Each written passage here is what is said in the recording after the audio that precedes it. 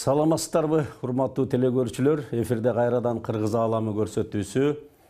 Буга чейин эгемендүүлүк алгандан кийинки алгачкы президентибиз Аскар Акаевич менен маегибиз жакында эле эфирге кетти. Бүгүн ошол саясий бийликтин эстафетасын колуна алып, андан кийин өлкөбүздү тагдырга жараша башкарган Курманбек Салиевич менен Минскиде жолугушуп отурабыз. Саламатсызбы? Саламатчылык. Ден соолугуңуз жакшыбы? Жакын арада жеңебиз да өтүп кетти. Артык кайыр болсун, жакшылыктар болсун. Мына 13 жыл болуп калды, Минскиге келгениңизге дагы. Эмне иштер менен алек болуп атасыз? Мен 2010-жылкы төңкөрүштөн кийин эле айткам, мен саясаттан кеттим. Саясатка аралашпайм. Эч кайсы жерде. Бул жерде деле саясатка аралашпайм. Кыргызстандын деле саясатына киришпейм. Бирок алган билимим, тажрыйбамды балдарыма, неберелериме экономика жактан, өндүрүш жактан, бизнес жактан колума келишинче үйрөтүп, кеңешимди берип, мен ыраазымын, алар өзүнүн ордун табат деп толук ишенем. Мен уят кылбай тургандай болуп иштешип атат азыр, чоңоюп калгам. Мурдагы экс жетекчилердин ичинен сиз нукура өндүрүштөн келдиңиз да. Менимче ал ишти бул жерде деле таштабаган болушуңуз керек. Укканыбызга караганда ушул жерде дагы бир ишкана өндүрүш менен алектенип жүрөт деген маалыматтан улам сурап атканым да. Бул жерде болгон жанагы проектси, чоң бир проект ишке кирди. Кытай өкмөтүнүн каражатын берип, Кытай өкмөтү менен Беларусьтун өкмөтү келишим түзүп, ошол чоң проект, абдан чоң проект, келечеги да чоң. Дүйнөдө 4 гана комплекс ошондой бар. Самый современный технология менен. Ошого башталышында ошонун идеясын мен дагы бир 3-4 финансист, банкир, агроном, ушундай бир топ түзүп, башында идеологиясы биз бергенбиз. Азыр иштеп атат. Ошону анан өкмөткө биз сунуш кылып бердик, моундай бир көрбөйсүңөрбү, как бизнес-план катарында. Анан калганын булар алып кеткен. Ал иштеп атат, ал жака биз эч кандай тиешебиз жок. Геосаясаттан баштагым келип атат, себеби дегенде бүгүнкү күндө дүйнөлөшүү процесси канчалык ыкчамдаган сайын жер шары бир чоң айылга эле окшоп калды да, тагдырлаш болуп калдык дегендей. Анан ошол акыркы жылдары Кыргызстандагы тез-тез революциялардын болуп турушу деле ошол бүткүл дүйнөдөгү жүрүп аткан процесстер менен байланышып да кетип атат. Азыр Борбордук Азияда Кыргызстандын өзүнө жараша бир орду бар, кичи өлкө болгон менен суунун башы, геосаясий жайгашкан жери өзгөчө дегендей дүйнөлүк державалар кыскасы Кыргызстанга кайдыгер карабайт. Ошон үчүн дагы кээ бир жана саясий окуяларга түздөн түз сырттан таасир күчтүүрөөк болуп атат окшойт. Сиз кандай ойлойсуз деги ушул сиздин тагдырыңызга байланышкан революцияны алабызбы, мурдагысын кийинкисин алабызбы? Сырткы күчтөрдүн Кыргызстанга таасири канчалык, алардын кызыкчылыгы эмнеде деп ойлойсуз? Сырткы чоң мамлекеттердин кызыкчылыгы Борбордук Азияда орду бар. Анысы бар, аны эч ким тана албайт. Биринчиден, экинчиден Кыргызстанга кызыкчылыгын эмнеден кызыгат? Биринчиден биз суу башындабыз. Бизде көп ар кандай мүмкүнчүлүктөр бар. Баягы кыргызда сөз бар эмеспи, суунун башында болсоң өзүнчө бул рычаг. Ошондуктан биз баягы Камбарата ГЭСти, экини, бирди ошол максатта баштаганбыз. Мен биздин команда иштеп атканда. Андан башка эми азыркы мезгилде мындай саясатка ала турган болсок, бул жерде ачык айтканда азыр баягы орустар Россиянын спецоперациясы баштала элекке чейин дүйнөдө бир полярдуу дүйнө болчу, ачык айтканда. Америка менен Европа эмне десе бүттү эле. Азыр андай эмес. Азыр мына Кытай, Россия, Индия, Иран, тиги африканский мамлекеттер, башкалар өзүнчө биригип, долларды кичине четтетип, улуттук валюталарга өтүп, бул деген абдан жакшы көрүнүш болуп атат. Демек, дүйнөдө бир гана кожоюн болбой, биз айткандай болот дебей, биякта да силерден башка да өлкөлөр бар. Экинчи топ, мүмкүн дагы үчүнчү топ чыгат.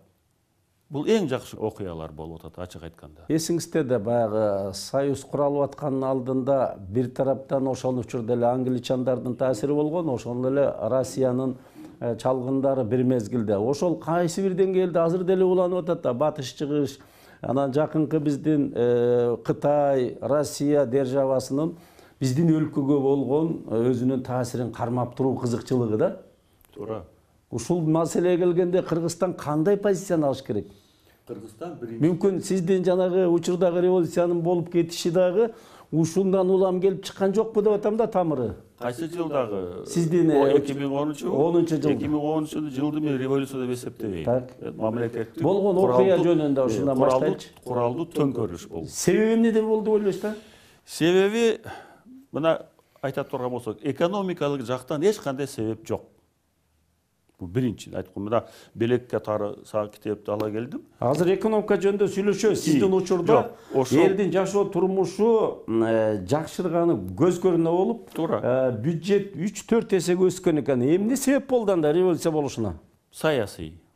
Только саясий себеп.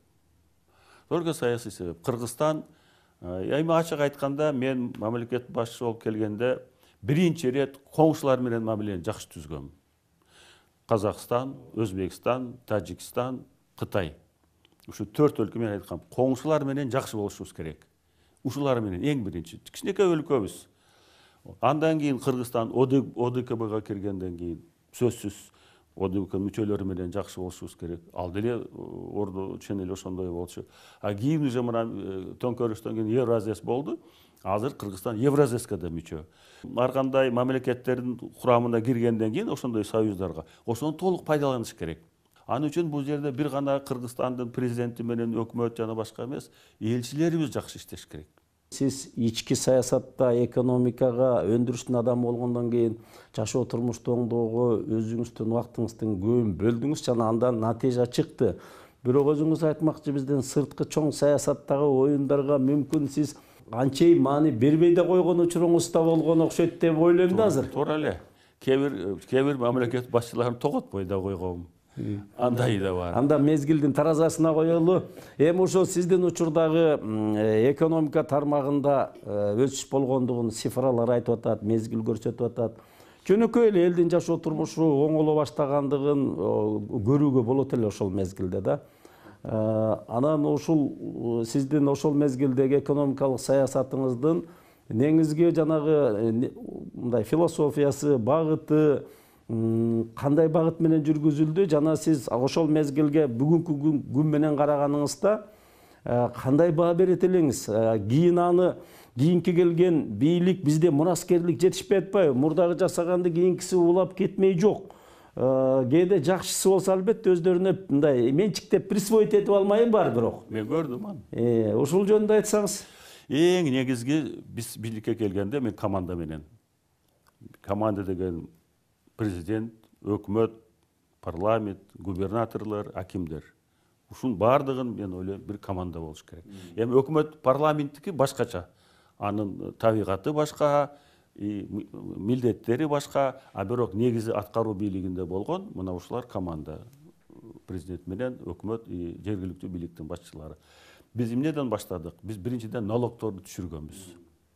Мына киреше налог прибыльды 20-дан 10-га түшүргөнбүз. НДС бул абдан бюджеттин структурасында НДСтен налог түшкөн абдан чоң. Аны 20-дан 12-ге түшүргөнбүз. Подоходныйды 20-дан 10-га түшүрдүк. Жер налогтордун опчо түшүрүп салганбыз. МЧС, ЧС деген налогторду таптакыр жок кылганбыз. Ушуга келиш үчүн абдан чоң эмгек кеткен. Мына азыр мен эгерде жаңылышпасам, ошол сүйлөшүү жүрүп атканда МВФ же Семир Дүйнөлүк банк, Марат Султанов бар болчу, анан Улуттук банк Марат Алапаев болсо керек. ушундай жолго биз барышыбыз керек десек, тигилер каршы болуп туруп алды да. Жок, анда силер бюджетиңе толбой калат. Не только экономика өспөйт, бюджетиңе толбой калса кантип төлөйсүңөр деп көгөрүп туруп алган. Мен унчукпай отурдум. Булар бири-бири менен талашып тартышып, анан чыдабай туруп айттым. Бул жерде ким президент? Кыргызстанда. Мен президентмин дедим. Жанакы өкүлдөрү унчукпай туруп калды. Мен айттым, биз кандай десек ошондой, биз ушуга барабыз деген. Мына турмуш көрсөттү. Биз 2 эсе налогторду түшүрүп, бюджетти мына 3 эседен ашык толтурдук. Бул реалдуу болгон иш.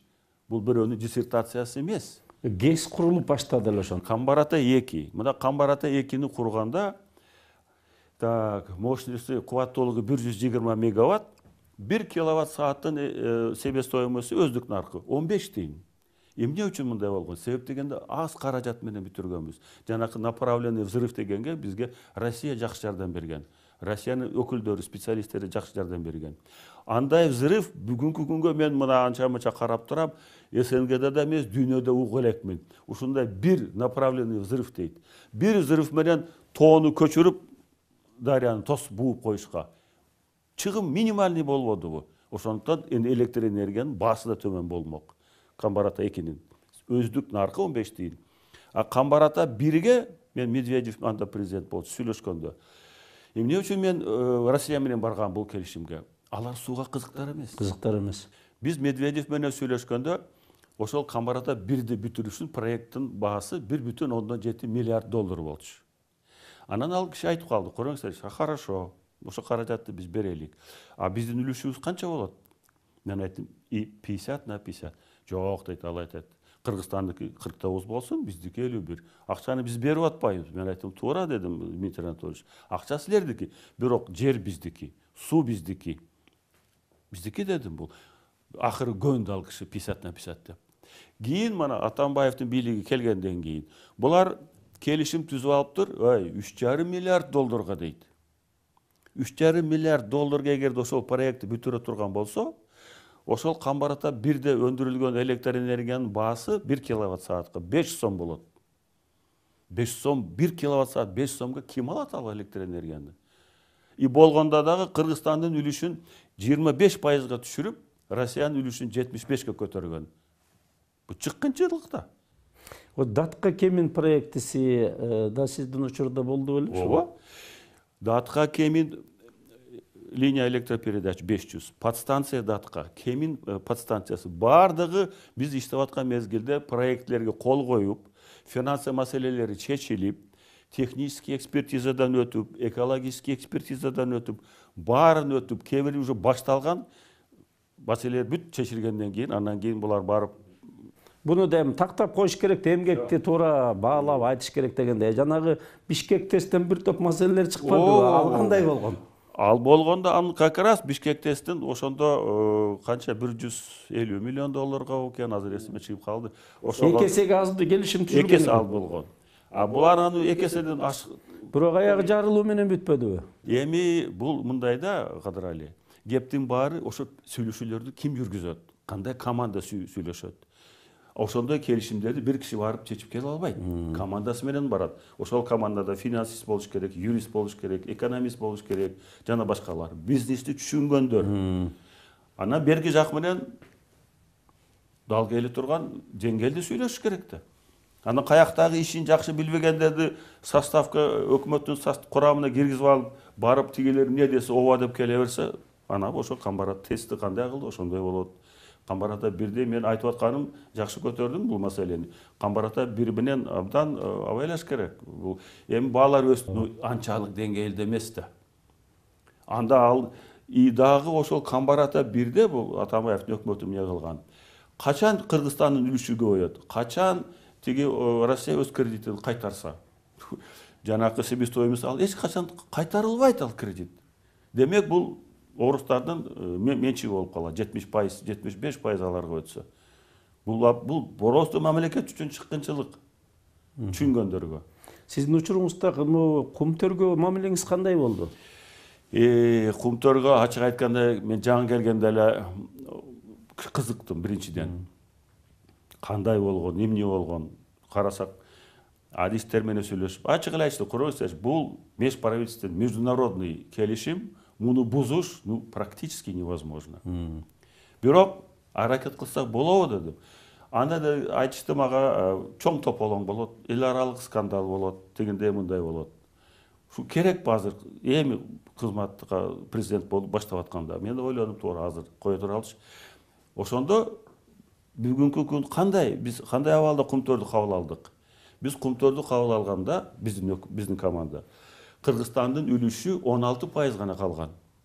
17%-ын, акыркы Кыргызстандын 17% акциясын Танаевдин өкмөтү жаңы жылдын астына сатып жиберген 85-86 миллион долларга. Бүттү. Биз келгенде, ачык айтканда, Кумтөр орусча айтканда как разбитый корыто болчу да. Болгону 16% акциябыз калган. 5 жылдын ичинде. И биз ошол 16%тен 33-кө көтөрдүк биздин долябызды. Жанакы 86-85 миллион доллардык киреше 1 миллиард 750 миллион долларга чыккан Кыргыздын акциясы. Демек 5 жылда Кыргызстандын үлүшү 85 миллиондон 1 миллиард 750 миллион долларга көтөргөнбүз. Атамбаевдин өкмөтү келгенден кийин акциялардын баасын 350 миллион долларга түшүрүп салды. То есть бир эле ушул Кумтөрдөн Бакиевди Атамбаевге алмаштырып, ачык айтканда, бир эле ушул проект менен Кыргызстан 1,5 миллиард доллар зыян тарткан. Бир гана ушул проект боюнча. Аскар Акаевич менен болгон маекте ушул баягы менчиктештирүү процессинин жүргөнү боюнча суроолорду берип жатып, жообунда айтты эле да, ал ошол бир жагынан ошол мезгилдин саясаты ошондой болду, ошол эле мезгилде бир топ башаламан кетип калган жагы да болгондугун да кабыл алды да баары бир. Эми сизге Кыргызстан 10-жылы кандай болсо ошо боюнча кабыл алдыңыз да? Экономикалык жанагы бир топ оор болчу дегендей. Азыр сиз мынакей Белоруссияда жашап атасыз. Бул жерде Союздан бөлүнүп кеткен республикалардын ичинен баягы бар байлыгын көп талкалабай андан ары өнүктүрүп аткан өлкөгө кирет Белоруссия, туурабы? Негизи сиз бүгүнкү көз караш менен Кыргызстандын экономикасын көтөрүш үчүн эмнелерге маани бериш керек деп ойлойсуз? Мен ойлойм, эгерде мына буга чейин өзүм өндүрүшчү катарында экономика менен өндүрүшкө көп көңүл буруп, ошо жакты бизнеске, ушул бизнесмендерди колдоп, ушул жак туура жол. Бирок бүгүнкү эл аралык болуп аткан абалга карап, мен биринчи орунга идеологияны коет элем. Идеология менен билимди. Билимди. Эгерде мына эмнелер болуп атат айнан-айын. Мындай Кыргызстанда гейлердин парады болду деп уктум. Бул эмне деген шумдук? Түшүнгө кирбеген нерсе. Демек, биздин улуттук идеологиябыз негизинде билим, андан кийин экономика, андан кийин саясат. Туура, мен ошо Аскар Акаевич менен болгон маекте да ошону айттым. Элден сурабай туруп эле ачык либералдык коом деген жолго кетип калды сиздин учуруңузда. Улуттук иденттүүлүк деген бул илим да, ар бир эл өзүнүн табиятынан чыгыш керек да. Десем ошол жерде дагы кабыл алды. Чындыгында ошого анча маани берилбеген дегенче. Мына сиз бүгүн да ошону айтып атасыз. Өзүңүз өндүрүшчү болуп турсаңыз дагы, билим, руханиятка маани бериш керек деп атканыңыз бул өтө маанилүү. Мен ошол тармактын кишиси катары бүгүнкү мына айтып аткан оюңузга мен да кошулам. Анда ушул темага өтөлү. Негизи коомдо адилеттик биринчи. Анан илим, билим, руханият, улуттук өнүгүү багыты элдин өзүнүн табиятына ылайык болсо анан өнүгөт экен да. Мына Кытайдын мисалын алалы, Япондун мисалын алалы. Эң туура. Ал тургай ушул жерде деле ошондой. Европанын ортосунда немистер менен англичандар деле өздөрүнүн мурда келаткан эле негизги өзөктүү баалуулуктарына таянып эле кетип атат. Биз болсо улам бир батыштын бир чыгыштын өлкөлөрүн туурайбыз деп отуруп, туташ кириске кептелип отурабыз да. Адилеттик жөнүндө сөз болуп калды да. Сизди сырттан соттоо болду да. Туура. Чакырылдыңызбы, адвокат алдыңызбы, ал кандай өттү? Эми ачык айтканда мен мисалы үчүн башкы прокурор Курманкул Зулушевду укук коргоо системасында тажрыйбалуу адис катары билем. Тажрыйбалуу, өз ишин жакшы билген адис катары билем. Өткөндө угуп калдым, Бакиевдин духу болсо келбейби, келип мындай бир суракка жооп бербейт. Мени айыптоо маселе боюнча эң чоң катачылык кетирген кылмыш жаза кодексин бир нече беренелердин бузуу менен болгон. Ошого карабастан ишти сотко өткөрүп, сотко жиберип, соттоп салышты. Бул бирөө келип бир сурап койбоду да.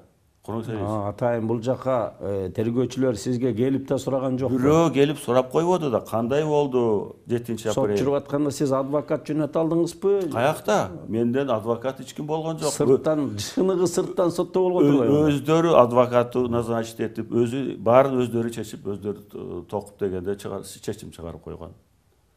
Бул деген анда бул кызык прецедент болуп атат. Сиз өзүңүздүн укугуңузду мындан ары кандайча коргоо ишке ашырайын деп атасыз да? Биринчиден мен толук ишенем. Мына экс-президенттер, мурдагы жетекчилер жөнүндө сөз кыла турган болсок, Аскар Акаевдин маселеси да бир жаңсыл болуп баратат. Эгерде соттош керек болсо, ошо башынан башташ керек эле, башынан аягына дегендей да. А сиздин учурдагы мынакей баятан бери сөз кылып атасыз. Сөз болуп атат, жасаган ишиңиз, тарыхтагы изиңиз жөнүндө. Негизи бир юридикалык соттук өкүм чыгарыш үчүн ал туш тарабынан бардык кырынан изилдениш керек эле да. Туура. Мындан аркы кадамыңыз кандай болот? Менин жеке оюм ушундай да, адилеттүүлүк үчүн, мисалы үчүн, мен адвокат жалдайын. Өзүм адвокат жалдайын. Ошол киши барып бүт иштер менен таанышсын. Мага мен укканыма караганда мага бир экономический, кандайдыр бир саясат, экономика жактан эч кандай уголовный иш жок. Мага негизи биринчи ушул ак үйдүн астында каза болгон балдардын ошо негизинен соттолдуңуз деп атышат. Ал таанышсын. Андан кийин мен бир мисал келтирейин. Биз Лондондун сотуна катышканбыз ушул жерден. Лондондун сотуна бизге биздин үстүбүздөн бир арыз жазып, ушундай заказное убийствого тиешеси бар деп, видео связь аркылуу онлайн биз катыштык. Сотту жеңип чыктык. Менден кийин балам Марат катышты. Жанакы арыз жазганга айып пул салышты. Кыргызстандын прокурору Исмаилов бекен, Исраилов иш кылып ушундай бир прокурорго Лондондун соту өзүнүн немесин жазыптыр. Сиз бул ишке предвзятое отношение кылгансыз. Кандайдыр бир кызыкчылыкты, бир жактык көз караш менен иш козгогонсуз деп. Уят болуп калышты. Мен айтып атам, азыр ушундай өткөрөлүк процессин. Мен ушул жерден туруп катышайын. Ачык сот процесси болсун. Кыргызстанда судьялар, прокурор, башкалар баары катышам дегендер баары турсун. Мен катышайын. Кадырали, 2010 жылы төңкөрүштөн кийин 8-апрелде мен Ошко Жалал Абадка барганда эле айтканмын. Международный расследование кылайлык. Ошол жерде 9 күн жүргөндө мен толук ишенгенмин. Бул төңкөрүштү тышкы мамлекеттин жардамы менен болгон. Демек, буну түбүнөн изилдеш керек болуп атат да. Жанагы революциянын учурунда каза болгондордун ата-энелерине ушул эфир аркылуу дагы терең кайгыруу менен дагы бир жолу көңүл айтабыз. Бирок эми ал сиз айтмакчы Кыргызстандын ички сырткы саясатынан улам болгон элди көтөрүлүштөгү кан төгүү болду да. Бирок сиздин ошол учурдагы өлкө башчысы катары моралдыктагы азыр ошол жөнүндө сүйлөшүп атпайбызбы? Ошондо балдардын жанагы реанимацияга түшкөн балдардагы абалды докторлор айтып кошумча бир ар кандай ичимдиктерди ичкендиги жөнүндө да эл ичинде сөздөр болуп атпайбы? Психотропный веществолор табылган канында. Демек атайын эле жасалган саясат болгонго деген. Эмесе Кадырали, эмесе ошо балдар келесо эмес да. Нормалдуу абагында болсо, эгерде көкөрөктөрүн ачып мына аткыла деп барып колуна курал алып, БТРди захват кылып, кадимкидей эле штурм болгондо ак үйгө. Жөн эле көчөдө туруп тарсылдатып асманга аткан эмес да алар. Кадимкидей штурм болгондо мен өзүмдүн кабинетимен чыгып, берки проспектке чыккан кабинетке барып карап турдум да. Демек үчүнчү күчтөр иштеген да. Сөзсүз. Анан снайперлер жөнүндө сөз болду эле жерде. Эми аларды Бекназаров айткан, ал Бекназаров кийин айтты, кийин унчукпай калды. Кайдагы снайперлер? Мен жанакы журналист Рысбек Өмүрзаковдун китебинин бир үзүндүсүн окуп калдым. Каза болгон балдардан бир да ошол жерде каза болгон балдар ак үйдү коргогондордун куралынан өлгөн жок деп экспертиза чыгарып атат. Бул эмнени айтат? Демек, изилдеш керек да муну. Эмне үчүн ошо балдар кайсыл куралдан ким атты? Эмне үчүн ушуну териштирбейт? Себеп дегенде буга эч ким кызыктар эмес. Биринчиден, убактылуу өкмөттүн мүчөлөрү бар ошол жерде.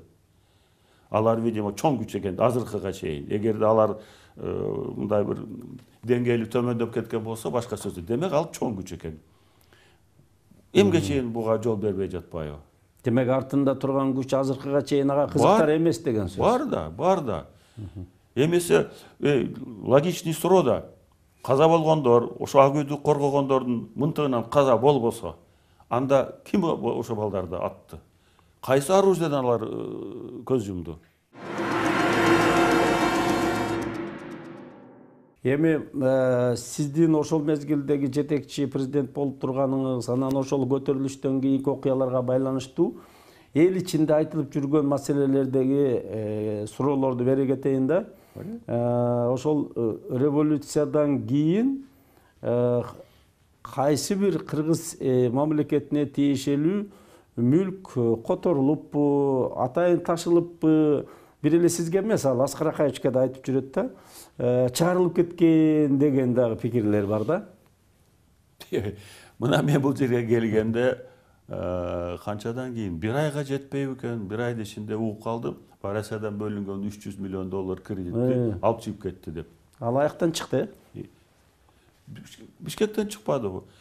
Кече жакында эле башка улуттук банктын төрагасын дайындап атканда ошол киши өзү чыгып сүйлөдү го. Анда мен орун басар элем дейт. Ошол акча толук банкта болчу деп. Ал киши төңкөрүш 7 апрелде болуп атса, ал 9-унда, 10-унда ошондо интервью берген. Сразу кызматтан алып салыштан. Ага депутаттар суроо берди, ай сиз мына улуттук банкта ошол мезгилде төрагасын орун басар болгон экенсиз. Ушул акча кайда эле десе, ачык эле айтты. Кыргызстанда болчу. Анан да бир маселе, сиздин учурда мындай буйрутма өлүмдөрдүн болгондугу жөнүндө да көп айтылат да. 2005-жылы болсо керек. Раматылык болуп кетти, Эркинбаев Байоман, Сурабалдиев, дагы депутат бар эле, тиги СИЗОго барганда атып салышты. Мен анан тиги анда Таштемир Сыдыгалиевич болсо, Айтбаев болсо керек, КНБны чакырып сурадым. Бул эмне болуп атат дедим. Айтыңызчы. Бул дедим жөнөкөй эмес, булар депутат. Мен сөз как президент катары сөз көзөмөл калышым керек. Аламын муну териштиргиле жакшы. Эмнеден десем, кийин келип айткан, Коронашевич, бул чисто өздөрүнүн внутренний разборкасы деди. Мунун булагы наркотик деди. Бул азаматтар наркотик менен аралашкан, бизнеси ошо жактан, булар бизнести бөлө албай бири-бири менен болгон окуя. Саясатка эч кандай тиешеси жок. Режиссер агабыз Доронбек Садырбаев трибунадан айткан, ай, бул бийлик мына келдиңер, кандуу болуп атасыңар, антып атат, өлтүрүп атат деп. Айнанай, бул дүйнөдө бизнеске келгенде, криминалга келгенде, азыр ошолорду соттогон чечим чыгарган сот прокурорлор иштеп атса керек судьялар. Аларга толук айтса болот. Ахматбаевдин энеси тиги түрмөдөн каза болуп атпайбы? Ушуга байланыштуу маселеге келгенде эл ичинде Феликс Шаршембаевдин да аралашкандыгы жөнүндө айтылат да. Сиздин ой кандай ушул боюнча? Билбейм, Феликс Шаршембаев ага канчалык деңгээлде аралашкан, аралашпаган, бирок эл ичиндеги сөз. Ким билет? Мен мисалы үчүн айта албайм. Аскар Акаевдин учурундагы үй бүлөлүк башкаруу кандайдыр бир салтка айланып, ал сиздин учурда дагы улантылгандыгы жөнүндө айтылат. Буга кандай жообуңуз? Эми үй бүлөлүк жөнүндө айта турган болсом, мен Раматылык, мен Жусупты айтайын, менден кийинки. Мен Көкжаңакта директор болуп жүргөндө, Жусуп Жалал Абадта горком партиянын өзүнчө калыптанып калган жетекчи. Орг отделдин башчысы болуп иштеген. Орг отделдин жетекчиси деген бул горком секретарынан кийинки адам. Өмүрү кыска экен, өтүп кетти. Каныбек андан кийинки ал мугалим. айыл өкмөт болуп, эл шайлап 2 жолу айыл өкмөт болду. Жаныш. Эми Жаныш Акаевдин мезгилинде иштеген. Баткен окуясына катышып, почетный грамота алган президенттин колунан Жаныш. Аны мен көчөдөн алып келип эле коюп койгон жокмун.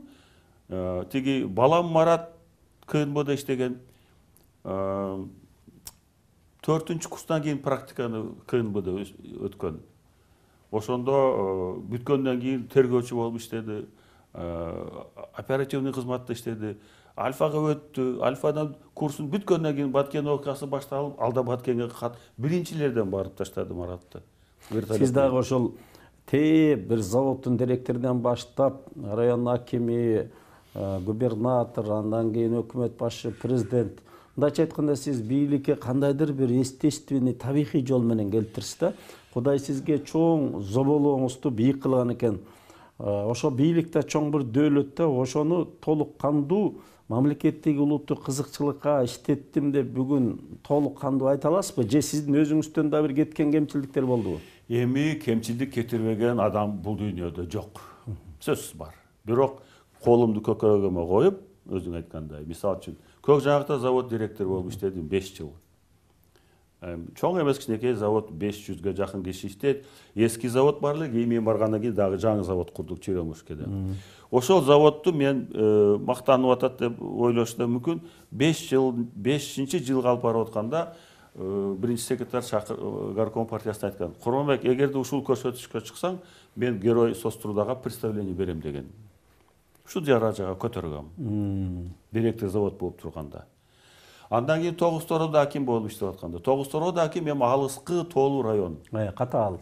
Климаттык шарты оор. Бирок ал жака дайым акимдерди кимди койчу эле? Зоотехник, ветеринар, ветврачуларды. Өндүрүштөн барган промышленник мен элем. Мен барганда эле эмне кылдым? Районду ачык айтканда айыл чарбанда жакшы түшүнбөйт элем анда. Эмне кылдым? Биринчи комбинатка бардым. Комбинат Кыргыз алтынга ишке махмал комбинат. Комбинатка барып, карьерден баштап складка чейин бүт технологиясы менен басып жүрүп, таанышып чыктым. Андан кийин финансия баланы тааныштым. Анда Сарыгулов Дастан Исламович Кыргыз алтынын президенти болчу. Мен легендарный парламентте депутат элем. Анан айттым бир күнү, Дастан Исламович дедим, жумушчулар казармандан, вахтовка менен да келгендер болот. Бирок дедим, экология бузулуп атат. Эмне үчүн налог төлөбөйт бул Кыргыз алтын дедим районго. Районго местный налог. Немеге төлөйт? Республиканскийге төлөйт, областный бюджетке түшөт акча жалап аткан. А бизге жок дедим. Бул туура эмес. Ал экөөбүз бир таанышканда эле абдан жакын болуп кеткенбиз Дастан Исламович. Кийин сиздин учурда мамлекет катчы болду? Ошол. Себеп дегенде экөөбүздүн көндүрүштү жакшы түшүнгөн, сыйлаган кишилер да. Анан ал да колдоду. Кийин налогду бөлдүк, районго түшкөн налог. Эми район кичинекей эле. Эми ачык айтканда акча райондо уши-крыши болуп атты. Облус советтин төрагасы жалап атат, Тагайев Абджапар. Мага звонить этчи эле районго. Курбек Салиевич, пенсия бере албай атабыз. Жардам керек деп. Жардам берип турбайсызбы 1-2 миллион деп. Макул деп район ошол жака жардам берчү элек. Жолдорду оңдодук, башка. Мына бул баягы колду көкөркө коюп дегендей иштердин бири. Директорлук, заводдук, районду башкарган. Мен Тогуз Тороодо эле 1000 мерте ыраазымын. Кыргызча сүйлөткөндө мен ошолор болду. Барганда иш кагаз бүт мамлекеттик тил деген. А мен эми өмүр бою өндүрүштө орусча, орус мектеп, институт, армия бүт ошондуктан мектепте деле орусча окуганбыз да. 9 жыл акыркы кыргызча, 10-чу класста кыргызча окугам. Тогуз Тороолуктар үйрөттү. Мен ыраазымын, 2 кышын өткөрдүм Тогуз Тороодо, 3 жыл иштеп. Өкмөткө келгенде сиз ушу мамлекеттик башкарууга даярдык сыяктуу болду окшойт. Мен билбейм. Мен мындай болуп калды. Тогуз Тороодон кийин эле мен акимчиликтен, аким болуп иштегенден кийин эле мамлекеттик мүлк фондуна Муралиев төрага болчу, зам кылып жөнөтүштү. Анда анын замы статусу министр менен бирдей болчу. Мен барып 3 ай иштегенден кийин кетип калгам. Себеп дегенде жашай турган үйүм деле жок болчу анда Бишкекте. Анан ачык айтканда карасам, мага бул иштин жан дүйнөңүзгө туура келген жок. Жакпады да, жакпады мүлк фондусуна. Койчу дедим. Анан как раз Жалал Абадта облус совет губернатордун ордуну бош экен. Анан мага айтышты, барасызбы? Айттым, с удовольствием барам дедим. Ал мага жакын. Эл менен иштеген, өндүрүшкө жакын болом деп. Ан биринчи зам болуп кеткем Жалал Абадка. Андан кийин кайра губернатор болуп Жалал Абадта. Анан Чүйгө келдим губернатор болуп. 4 жыл иштедим Чүйдө. Сиздин учурда ынтымак курултайы деген бир чоң иш-чара өттү. Ал жерде чын айтыш керек, бир топ маселелер ачык айтылды. Ошол эле учурдагы жана Исмаил Исаковго байланышкан, жана коммуналдык төлөөгө байланышкан, жана башка да. Мүмкүн ошонун жүрүшүндө эле курултайдын чечимине таянып туруп, бир негизги 3-4 маселени чечип койсоңуз, революция деле болбойт беле дегенде ой кетет да менде. Биринчиден, кандыралы, Исмаил Исаков саясатчы катары анчалык бийик деңгээлде эмес, ал үчүн төңкөрүш болуш үчүн. Андай саясатчылар Кыргызстанда толуп атат. Себептерди билганча. Ал Исмаил Исаковтай саясатчылар Кыргызстанда толуп атат. Бул бир. Экинчиден, жана өзүң да айттың, экономикалык жактан эч кандай негиз жок эле. Мен ушуга дагы бир тактап коеюнчу. Экономикалык жактан деген могу китепти сага белек катарында алып келдим. Бир эле көрсөткүч. Мына калктын банктагы акча каражаттары. 2004 жылы Акаев деп турат. 2 миллиард 243 миллион сом. Калктын акчасы банктагы. 2009-2010 5 жылдан кийин 11 миллиард 747 миллион, 11 миллиард 800 миллион, 524%га өсүп атат. Эми экономикалык жактан катаал эмес, кайра алдыга өнүгүү болуп аткан мезгил эле. Качан акчаны эл банкка алып барат адамдар? Окатынан ашып калса алып барабы? Кийим кечесен. Мына 5 эсе 524%га өсүп атат 5 жылдын ичинде. Бул экономический көрсөткүч да. Анан эми айнанай жанакы курулган мектептер, жолдор, магистралдуу жолдор, могу Жок, ошондо сизде айтайын деген бир тарыхый мүмкүнчүлүк болду. Ошол жердеги кээ бир проблемалар айтылды да. Ошону мүмкүн чечсеңиз, баягы маселени анда жеңилдетет белеңиз дегеним да. Менимче бул жерде кичине немерээк. Жок, ал деле орду бар анда деле. Сөзсүз эч кайсы бир мамлекетте толук проблемасы жок, же хотя бы мындай ушунчалык шарты жакшы деген мамлекеттер өтө эле аз, ачык айтканда. Мына силер өткөргөн курултайды деле мен угуп калдым. Айынан айын канча маселе көтөрүлдү. Бирок бул жерде мындай да, кадырлы. Мен ушул могу тепкичтердин баарын өткөн киши катары айтып коеюн. Райондун жетекчиси, областын жетекчилерине 1 жыл, 1,5 жылдын ичинде баа бериш керек. Сразу билинет. Ордундабы, жокпу? 1 жыл, 1,5 жыл, ашып барса 1,5 жыл. Райондун акими, областын губернатору. Ушу 1 жыл, 1,5 жыл ичинде өзгөрүү болбосо, жакшы өнүгүү кетиш керек, алмаштырыш керек кармабайларды. Кандай гана жетекчи болбосун, бааны ошо жетекчиге бериштен мурун караш керек. Ошо киши кызматка келгенде, район болобу, область болобу, мекеме болобу, мамлекет болобу? Мамлекет болуп. Абал кандай эле? Кеткенден кийин абал кандай? Кооз сүйлөгөн саясатчылар Кыргызстанда монча азыр. Айнан айын. Оозу менен уксаң, ораторлор шунчалык күчтүү, шунчалык кооз сүйлөгөн, тим эле баарын бүтүрүп салат. Адамдарга бааны бериш керек сүйлөгөн сөзүнөн эмес, кылган ишине карата. Ошо сиз курултай институтуна көзүңүз түз үчүн ошо ынтымак курултайын өткөрдүңүз да.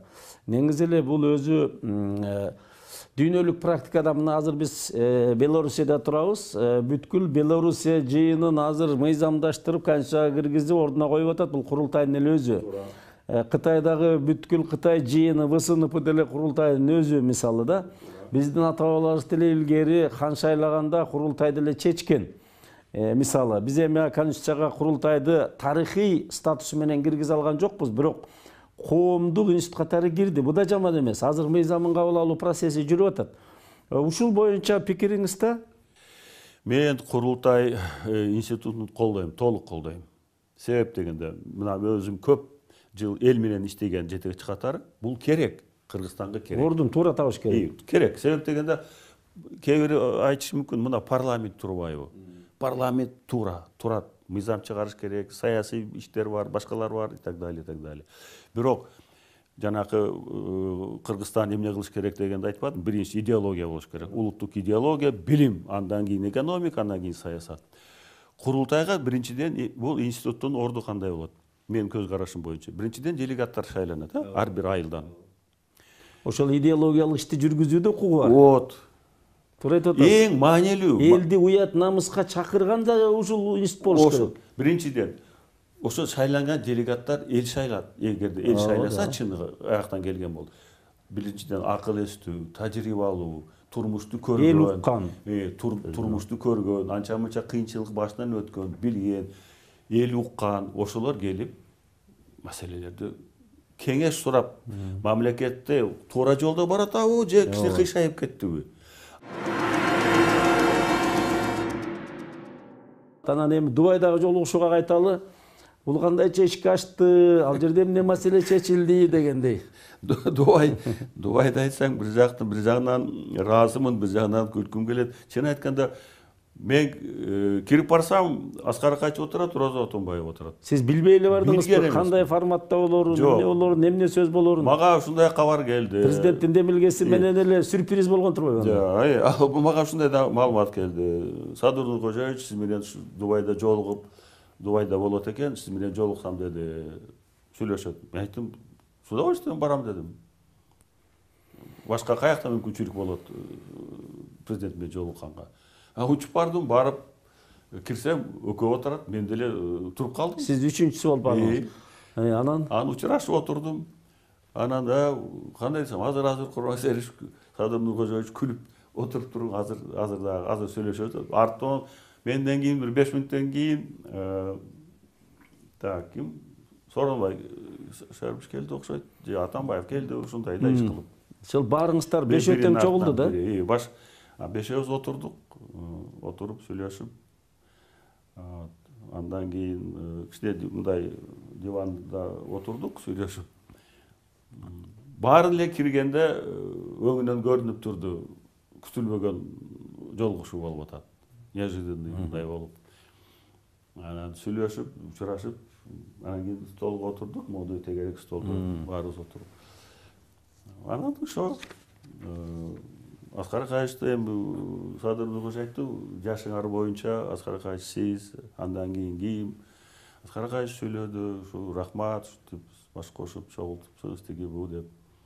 Андан кийин такташып кеттик, кимибиз улуу, Роза Исакан улуубу же мен бир ай улуу болуп чыктым, анан мен сүйлөдүм. Мен да айттым, Садыр Нуркожоевич, рахмат. Биринчиден мондай жүз көрүшүп сүйлөшө турган сөздөр деле бар. Сизге рахмат. Баарыбыз эле. Бир гана тиги Алмазбек бул тиги бул деп эле эми президенттин демилгеси менен түзүлгөн бул мындай бир өзгөчө мүмкүнчүлүк болчу да. Туура. Анан мен ушул боюнча ошо сиздердин жолугушуудан кийин эле улуттук телевидениядагы Ой Ордо деген көрсөтүүгө чакырган эле, ошондо эле айткам да, рас ошондой бир калыс аянтчага бүт мурдагы экс жетекчилер чогулгандан кийин биринчи эшикти жаап алып, сөгүшсө сөгүшүп, урушсо урушуп, айткан сөздүн баарын ичара айтышып, кеңешип, анан элге бирге бир жыйынтык бир билдирүү менен кандайдыр бир кечирим сурап, ошол эле мезгилде сунуш айтып, элди ынтымакка чакырып, ошондой бир билдирүүнү чогуу жасашканда жакшы болот эле. Ошондой мүмкүнчүлүктү өздөрү колдоно алышкан жок деп айткам. Азыр деле ушул ойду айтып атам да, эмне үчүн ошондой мүмкүнчүлүктү колдоно албай калдыңар? Бир эле киши үчүн. Сиз чындыгында Алмаз Шаршеновичти премьер-министр кылып, командаңызга алып келип, колдоо деле көрсөттүңүз го дейм. Алмазды мен жакшы эле колдодум. Биринчиден 2005-жылы. Мындай жеке өзүңөрдүн ортоңордо андай деле маселе жок. Эч карама каршылык жок болчу. Дагы үчүнчү күч бул жерде да иштеди да. Бийликтин кызыкчылыгы, саясий кызыкчылыгы ойноп кетип атпайбы? Ошондой болуп атат да. Саясий бул саясий күчтөр айрыкча таасир эте турган тышкы күчтөр көп Кыргызстанга. Кандай ойлойсуз? Мына дүйнөлөшүү процесси азыр дагы ыкчам кетип атпайбы? Жана башында сүйлөштүк да. Ушундай учурда азыр дүйнөлүк аналитиктер айтып атат, баягы кыргызча айтканда оомат кайра чыгышка кетип атат. Келечекте мындан ары чыгыш өнүгөт. Ал чындап эле мына Кытай, Япония, Индия кетип атат. Биз да чыгыш өлкөлөрүнө киребиз. кээде чоң өлкөлөргө караганда ушундай мезгилде кичи бизге окшогон өлкөлөр жолун тапса тез өнүгүп кетүү да мүмкүнчүлүктөрү бар экен да. Кыргызстандын мен ойлойм эң мындай бир Кудай сактасын биринчиден ички душмандан. Ички ынтымак керек биринчи. Ички душмандардан Кудай сактасын. Биринчи. Эгерде Кыргызстандын ичинде саясий туруктуулук болбой, монтип эле биrini бири жамандап, биrini бири шыбап, бирине бири компромат менен антип минтип, амур сөз сырттагылар пайдаланат. Биринчиден ички стабилдүүлүк болбосо, чет жаткан инвесторлор келбейт. Коркот. Кой дейт, бул мамлекетке биз акча каражат. Стабилдүүлүк болбосо. Конечно.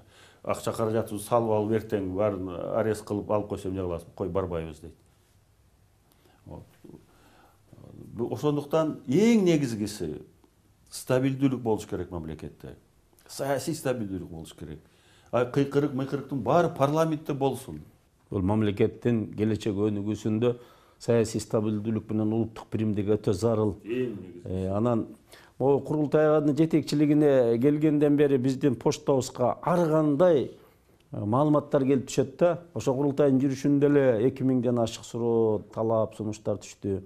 Анан ошонун ичинен бир кызыктуу, сиздин ошол президент болуп турган мезгилиңизде сизге деле мүмкүн келгендир. Бул казына, байлыкка байланыштуу экен да. Илгерки кыргыз каганаты, андан кийинки Чыңгыз хандын доору, андан кийин падышачылык Россия, коммунисттик доордон бери биздин тагдырлаш болуп калбадыкпы?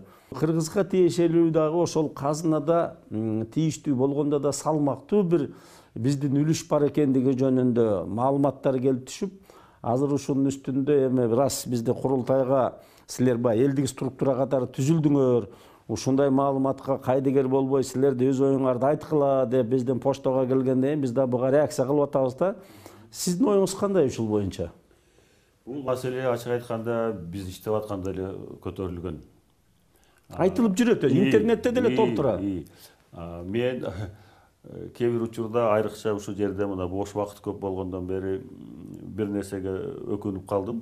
Ушу тарыхчы болбогонума да. Ачык айта, инженер болуп калганымга. Жана казынанын түбү барбы, изилдесе болобу сиздин оюңузча? Менимче муну изилдеш керек. Изилдеш керек го дейм. Сөзсүз. Эми көрсөтүүбүз аягына чыгып калды. Курманбек Салиевич, баары бир ата журттун топурагы алтын дейт да. Сагындыңызбы Кыргызстанды, элди, журтту дегендей. Бул жердин баары эле түп-түз экен, токой экен, тоолорду сагындыңызбы дегендей. Анан элге журт кайта турган сөзүңүз барбы? Сөзсүз сагынасың да, кантип сагынбайт. Мен эми айрыкча келгенде, бул жака келгенден кийин бир 3-4 жылга чейин тоолор түшүмөн түшпөйт. Дайым тоолорду көрөм, апам түшүмө кирет, атам түшүмө кирет. Тоолор апа-апакай ушинтип кар жаап, машина айдап жүргөндөр тоолордун үстүндө. Анан ачык айтканда мына кыргыз боюнча сөз көтөрүп кеттиңер. Мен биринчиден Кудайга ыраазымын кыргыз болуп төрөлгөнүмө. Экинчи эркек болуп төрөлгөнүмө ыраазымын. Кайта бир жерден угуп калдым, мени дунгандарга жакын деген. Баса ошол суроомду да калып калыптыр. Сизде эле сиздин ата теңиз боюнча дагы эл ичинде бир топ сөз бар да. Сизди кээси дунгандарга байланыштырганы бар. Ушунду айта кетсеңиз. Мен кандайдыр бир четмен угуп калдым да, ушу Курман Бакиевди ушундай бир дунган, бул кыргыз эмес деп. Мен жет атам тең кыргыз болгон. Элиме эч качан зыян келтирбей турган кылып аракет кылып иштеп келгем. Бул дүйнөдө жаңылышпаган, ката кетирбеген адам болбойт. Мына жана өзүңөр айтып кеткендей, мен ар кандай кызматтарда көп иштедим. Катачылыктар да кетти, ийгиликтер да болду. Ошондуктан мен ушул 2010-жылкы болгон төңкөрүштө өзүмдү менден бир-эки жолу сурашты. Сиз ошондо кандай дейсиз? Сиз күнөөңүз барбы, жокпу? Мен ачык эле айткам, мен күнөөм бар. Мен күнөөм эмнеде? Мен ошого жол бергеним үчүн күнөөм бар. Мен мамлекет башчысы катары ошону алдын ала билип, жол бербешим керек эле ушуга. Мен ошон үчүн өзүмдү күнөөлүү деп сезем. Мен элимден кечирим сурайм, кыргыз элимен. Мен муну мурунда бир жерде айткам, билбейм, эмнегедир чыкпай калган. Мен айткам, ал окуя төз мен мамлекет башчысы болгондон кийин мен күнөөм бар, моралдуу күнөөм бар. Бирок бүгүнкү күндө бүгүнкү эл аралык абалды эске алып, Кыргызстанга эң биринчиден мен каалайт элем, ынтымак каалайт элем. Курманбек Салиевич, атайын убакыт бөлүп, мынакей ошол сиз жетектеген мезгил боюнча өзүңүздүн оозуңуздан бир топ маалыматтарды уктук, сизге ыраазылык билдиребиз. Урматтуу телекөрүүчүлөр, ушуну менен Кыргыз аламы көрсөтүүсүнүн кезектеги саны соңуна чыкты. Бүгүнкү көрсөтүүгө Кыргыз Республикасынын 2005-2010 жылдары Кыргыз Республикасынын президенти болуп иштеген Курманбек Салиевич Бакиев өзүнүн ой пикири менен сиздер менен ачык бөлүштү. Кийинки көрсөтүүбүздө Роза Исаковна Отунбаеваны менен маек уланмакчы. Саламатта болуңуздар, шуну менен көрсөтүү соңуна чыкты.